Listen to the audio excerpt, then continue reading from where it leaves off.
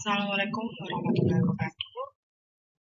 Perkenalkan, kami dari kelompok 8 yang beranggotakan Ahmad Mutohar dengan NPM 2069006 dan Lailatus Sadia Septiani dengan NPM 2069007.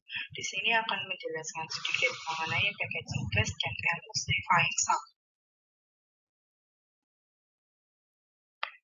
Selanjutnya ada pengertian dari packaging gas. Packaging gas sendiri merupakan bahan tambahan pangan berupa gas yang dimasukkan ke dalam kemasan pangan sebelum, saat, maupun setelah kemasan diisi dengan pangan. Hal itu bertujuan untuk mempertahankan mutu pangan dan dapat melindungi pangan dari kerusakan.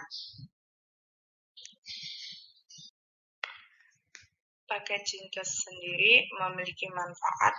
Pertama, mengurangi kandungan oksigen dalam kemasan tanpa reaksi kimia pada makanan dan menyerap makanan. Kemudian dapat menghambat pertumbuhan dan reproduksi mikroorganisme di dalamnya, seperti bakteri dan jamur, memperlambat oksidasi dan pembusukan makanan, sehingga makanan tetap segar. Ketiga, penggunaan kemasan yang diisi nitrogen dapat mencegah makanan dari kehancuran, lengket, menyusut, dan dapat menjaga bentuk geometris sehingga menjadi kering, renyah, warna, dan aroma tetap bertahan. Packaging gas terbagi menjadi dua jenis, yaitu menggunakan nitrogen dan karbon dioksida. Penggunaan nitrogen flusing merupakan salah satu cara untuk membuat makanan tetap bertahan lama dengan mengeluarkan oksigen dari wadah dan menggantinya dengan nitrogen. Proses ini disebut dengan nitrogen flusing. Penggantian oksigen dengan nitrogen memiliki tujuan untuk menghindari oksidasi yang menyebabkan makanan cepat rusak dan basi. Kemudian ada penggunaan karbon dioksida.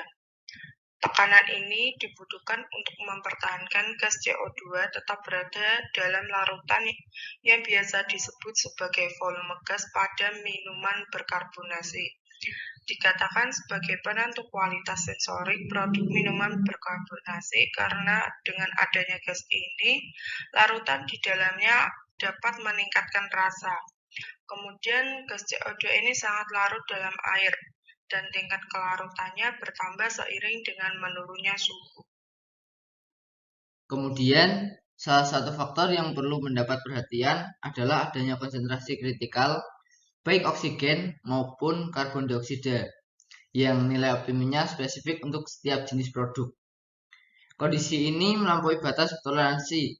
Kondisi yang melampaui batas toleransi konsentrasi oksigen dan karbon dioksida akan mendorong terjadinya respirasi anaerob, menggantikan reaksi normal respirasi aerob, di mana asam pirufat hasil degradasi glukosa melalui glikolisis akan memasuki proses fermentasi secara anaerobik untuk mendapat energi. Menurut Lozano pada tahun 2006, reaksi anaerob ini mulai berlangsung ketika konsentrasi oksigen berada di bawah 2-4%. Proses tersebut menghasilkan senyawa-senyawa alkohol, aldehid, dan laktat yang menyebabkan perkembangan cita rasa yang tidak baik atau off flavor yang menurunkan kelayakan untuk dimakan. Selain itu, terdapat risiko bertumbuhnya mikroorganisme anaerobik. Nah, kemudian di sini ada tabel toleransi beberapa buah dan sayur terhadap oksigen dan karbon dioksida. Bisa dilihat di sini ada komoditi apel, kol, tomat, alpukat, pisang, kiwi, nanas, jeruk, dan lain-lain dengan minimum oksigen dan maksimum karbon dioksida. Di lain sisi, karbon dioksida yang dilepaskan oleh produk juga menjadi pertimbangan, di mana buah dan sayur juga memiliki batas toleransi terhadap karbon dioksida, seperti halnya terhadap oksigen. Meskipun karbon dioksida memiliki sifat antimikrobiotik, sifat antimikrobial dari karbon dioksida akan lebih efektif jika dibarengi dengan penyimpanan dingin di bawah suhu 10 derajat Celcius jika dibandingkan dengan pada suhu 15 derajat Celcius atau di atasnya. Selanjutnya ada pengertian emulsifying salt. Pengemulsi atau emulsifier adalah bahan tambahan pangan untuk membantu terbentuknya campuran yang homogen dari dua atau lebih fase yang tidak tercampur seperti minyak dan air. Emulsifying salt merupakan bahan tambahan pangan untuk mendispersikan protein dalam keju sehingga mencegah pemisahan lemak. Emulsifying salt memiliki beberapa kelompok, yaitu ada kalium dan natrium dihidrogen sitrat, kemudian ada trikalium dan trinatrium sitrat, kemudian tetrakalium difosfat, kemudian gelatinatrium, kalium polifosfat, kemudian ada ester asam lemak dan asetat dari gliserol, kemudian ester asam lemak dan sitrat dari gliserol, kemudian ada natrium glukonat, dan yang terakhir ada dikalsium difosfat.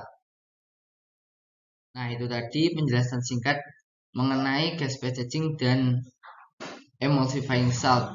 Terima kasih telah menyimak video ini. Bila ada tutur kata yang tidak berkenan, mohon dimaafkan. Sekian dari kelompok 8. Wassalamualaikum warahmatullahi wabarakatuh.